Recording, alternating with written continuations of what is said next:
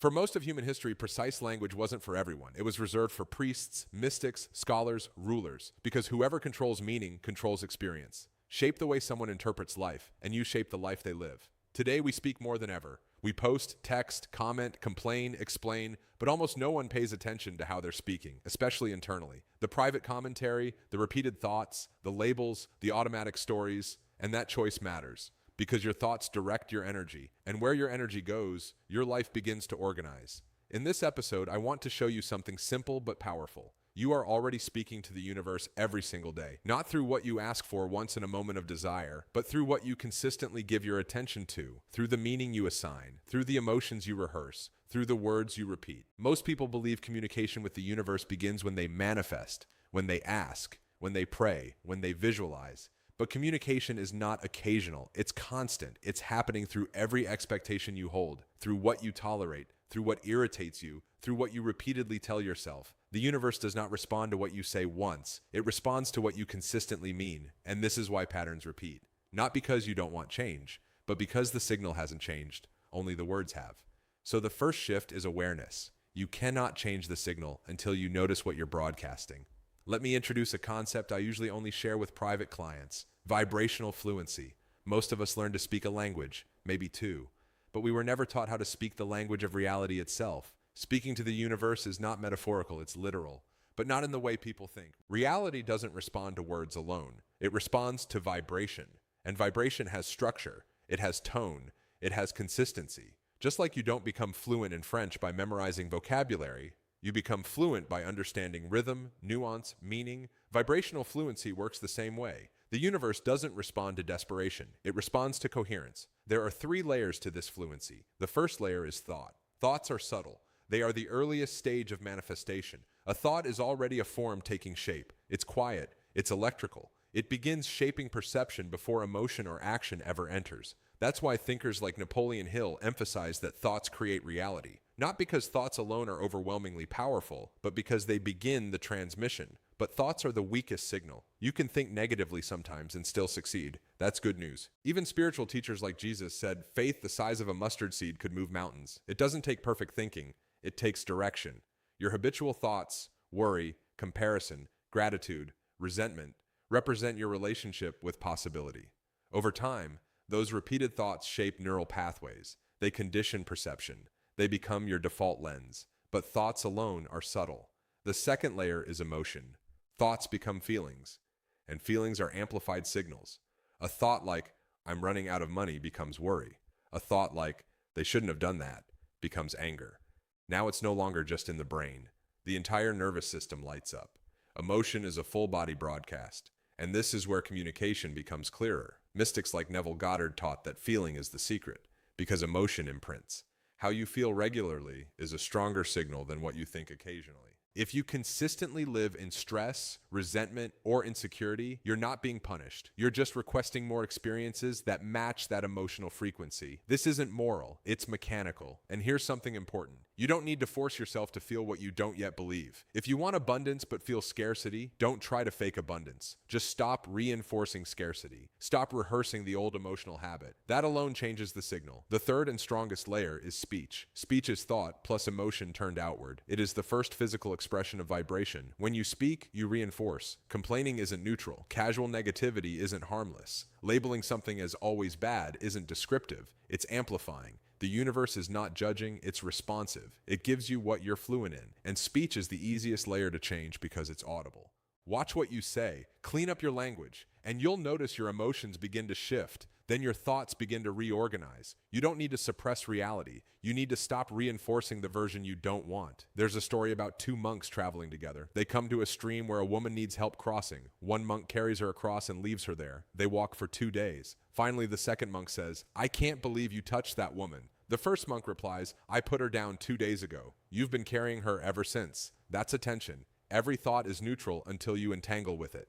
Attention is agreement. In neuroscience and spirituality alike, attention strengthens pathways. Where attention goes, energy flows. Trying to fight a thought feeds it. Instead of forcing positivity, stop the broadcast. Go for a walk. Call a friend. Shift your state physically. As Buddha taught, attention directs energy. And as Eckhart Tolle often reminds us, what you resist persists. You don't control which thoughts appear, but you control which ones you reinforce. Over time, unreinforced thoughts lose strength. Neural connections weaken, emotional charge dissolves, attention decides what gets processed, interpretation decides what it means. This is happening to me, or this is happening through me. That story changes your energy instantly. As Marcus Aurelius wrote, if you are distressed by something external, the pain is not in the thing itself, but in your judgment of it. Alignment is when attention and interpretation serve you. You don't fight reality, you breathe through it. Like yoga, an uncomfortable posture isn't escaped, it's softened into. You relax, you stop reinforcing, you allow, and when your internal reaction changes, your external reality reorganizes.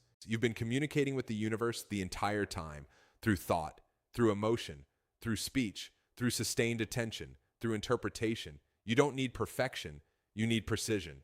The moment you become more conscious of how you describe your life, internally and externally, you stop sending mixed signals. And when the signal becomes coherent, life responds. Not because you forced it, but because you stopped contradicting yourself. This week, notice your language, especially when something unexpected happens. That's where the real work begins, and that's where your power quietly returns. Now let's go deeper, because once you understand that you're always broadcasting, the next question becomes, how do you consciously refine the signal without becoming rigid, obsessive, or fake? This is where maturity and personal growth begins. Most people, when they first learn about manifestation or vibration, swing to extremes. They try to monitor every thought. They panic when they feel negative emotion. They attempt to stay high vibe all the time. That approach backfires. Why? Because obsession is still attention. Fear of negativity is still focus on negativity. Trying to force positivity is still resistance. True vibrational fluency is not about controlling every internal movement. It's about developing stability. Imagine a radio tower. The tower does not panic because wind moves around it. It stays rooted. It broadcasts steadily. Your inner world must become like that tower. The goal is not to eliminate uncomfortable thoughts. The goal is to stop identifying with them. There is a massive difference between I am anxious and anxiety is moving through me. That small shift changes everything. When you say I am, you fuse your identity to the state. When you say this is moving through me, you create space. Space reduces charge. Charge determines signal strength. The more space you create between awareness and reaction, the cleaner your broadcast becomes. This is why emotional regulation is not suppression. It is separation. You allow emotion, you feel it, but you do not build a home inside it. Think about how often people rehearse the same internal dialogue. Someone criticizes them at work. They replay it in the car. They replay it in the shower. They replay it before bed. They replay it the next day. The event lasted 5 minutes. The internal replay lasted 5 days. And then they wonder why their reality feels heavy. Because repetition equals reinforcement. Every replay strengthens neural wiring. Every replay deepens emotional familiarity. Every replay tells reality, this matters. More of this. Your nervous system does not distinguish between physical experience and vividly imagined experience. That's basic neuroscience. The same pathways activate. So when you replay pain, you are not remembering. You are re-experiencing, and re-experiencing is rebroadcasting.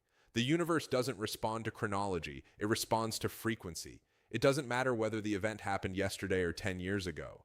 If you're emotionally reliving it, you're transmitting it now. That is why forgiveness is powerful. Forgiveness is not moral superiority, it is signal cleansing. When you forgive, you stop feeding the memory with emotional energy. You remove its fuel source. Without fuel, patterns fade. Let's talk about identity. Identity is the most stable frequency you hold. You may occasionally think wealthy thoughts. You may occasionally feel confident.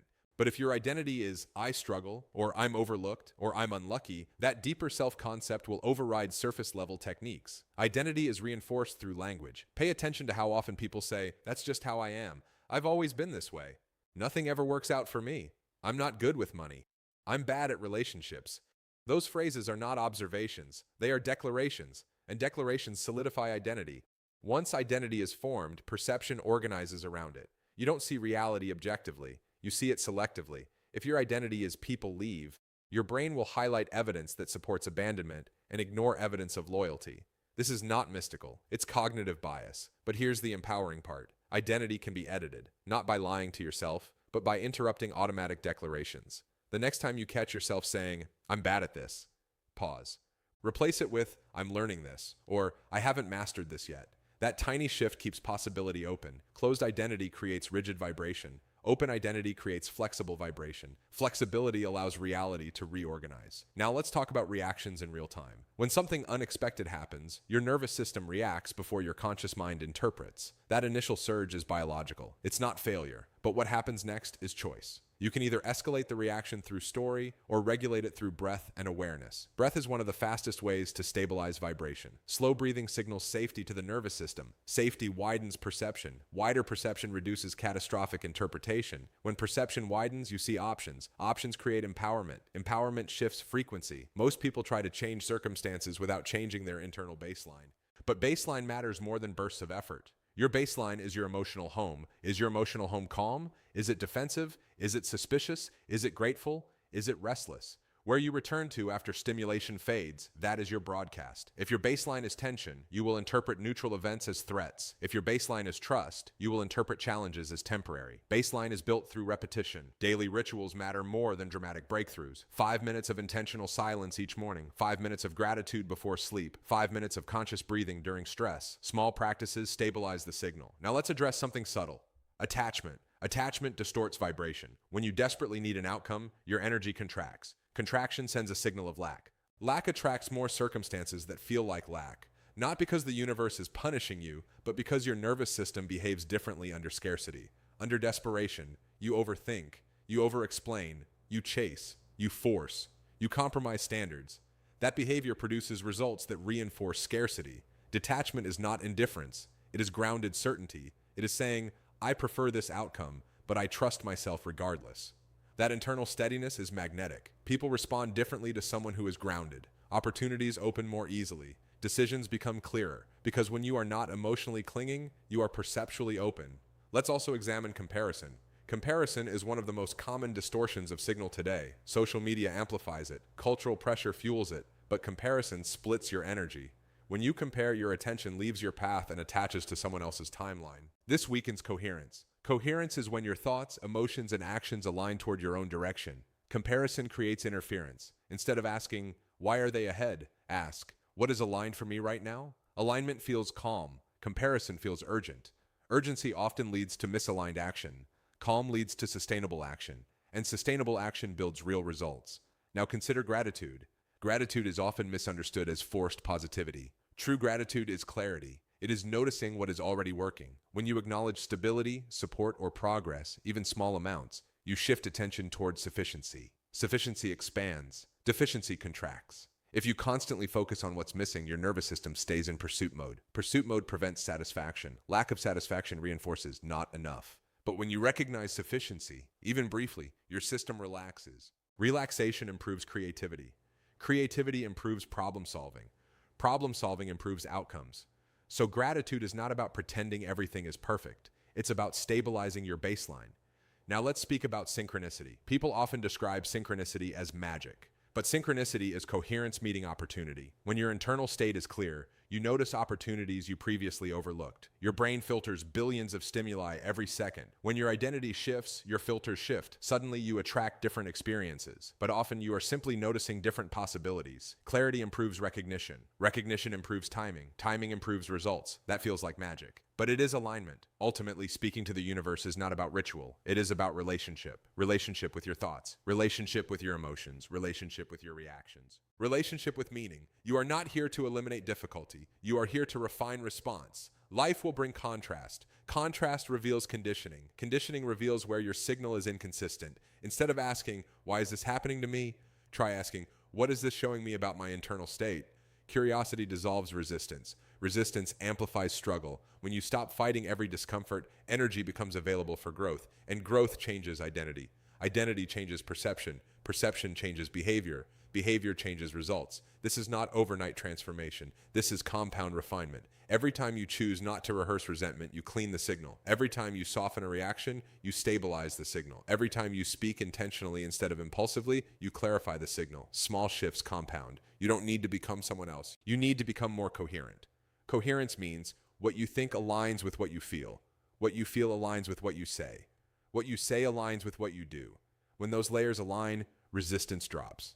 And when resistance drops, life flows more easily. Not because there are no challenges, but because you are no longer broadcasting chaos internally. You are not disconnected. You are not unheard. You are not powerless. You have been communicating all along. The real transformation begins the moment you realize you are not trying to get the universe's attention. You are refining your own. And as your attention becomes cleaner, your identity becomes lighter, your reactions become softer, your language becomes precise. Reality has no choice but to reorganize around the clarity you now hold. Not forced, not rushed, not desperate, but steady. And steady signals are powerful.